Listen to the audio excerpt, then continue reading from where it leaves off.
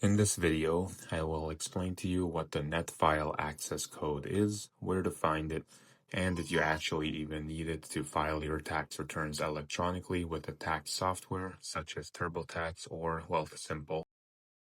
The NETFILE Access Code is a personal and unique 8-character code made up of numbers and letters. It is unique to each individual, and its only purpose is to allow the CRA to use your tax return to identify you when you call them. If you've never called the CRA before, they ask you security questions to make sure you're the real owner of the social insurance number.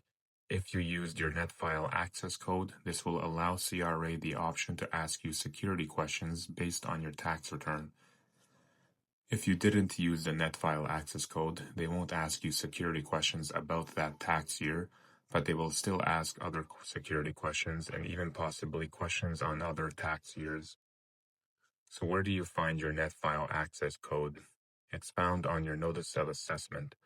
If you have the physical copy, go to the first page, look at the top right corner, and it's just under the Date Issued header.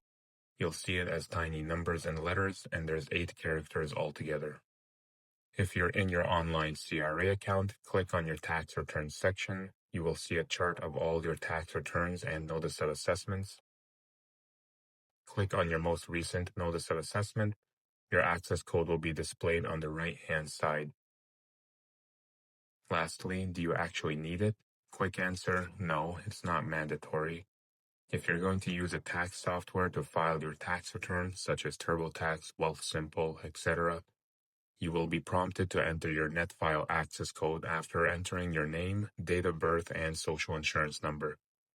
If you don't want to use it, or even if you can't find it, you can simply click on the skip button, or I will not be using my NETFILE access code.